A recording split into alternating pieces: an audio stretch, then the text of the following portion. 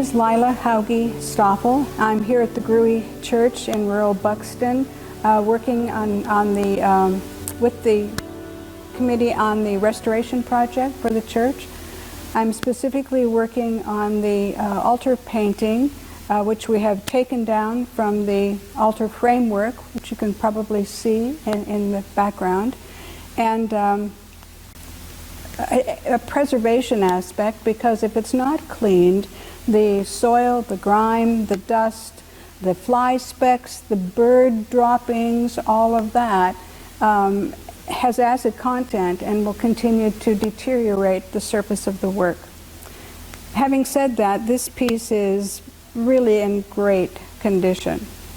I've conserved a number of oil paintings, and this is a very beautiful piece, number one, and also it has had a good life.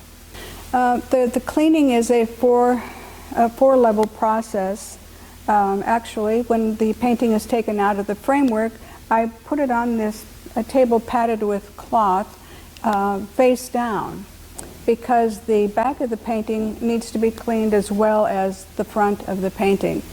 I use a fine sable brush and a small vacuum cleaner, and try to not let the vacuum cleaner touch the surface, but rather just pick up what the sable brush is brushing away from the background. The whole process is a lot like a dental care. The more you have your teeth cleaned, the less problem you'll have in the long run, and the longer you'll have good teeth. Well, the same is true with oil paintings. They're wonderful historical documents, and they should be cared for periodically. The process, once the back is cleaned, then the painting is turned over, as you see it now, with the painted side up. And the first part of the process is to use either isopropyl alcohol or mineral spirits, depending upon the grime. And it's just a matter of removing the surface dust and candle soot and things that are going to be there after having hung on the wall for 120 years.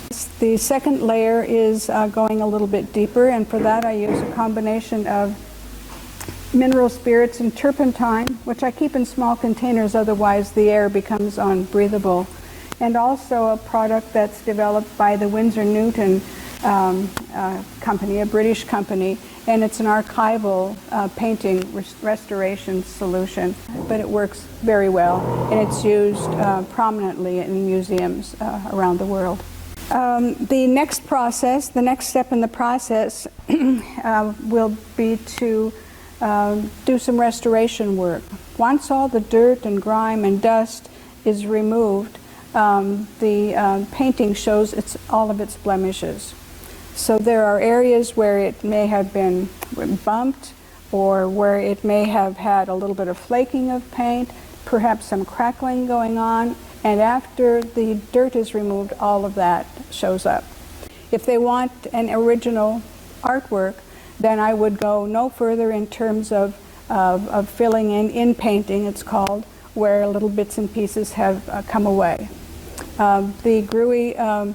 The Grue board was quite specific in that they wanted it to look as good as possible, so I will do some in-painting. My sense about that is that I never set out to improve on what the artist did, only to bring it back to a similar condition that the artist left it in.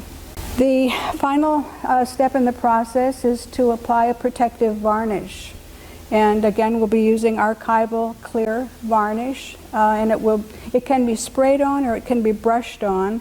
I would spray it on if the painting had a lot of impasto and a lot of heavy texture, but this does not. So I'm going to use again a fine sable brush and brush it on, and it'll have two coats, one going in each direction, horizontal and vertical, to make just for coverage, for the sake of coverage. The reason that I will put varnish on there is that in another 100 years, when somebody comes to Grue Church to repair, conserve this beautiful work, the varnish will have protected the actual painted surface for that duration.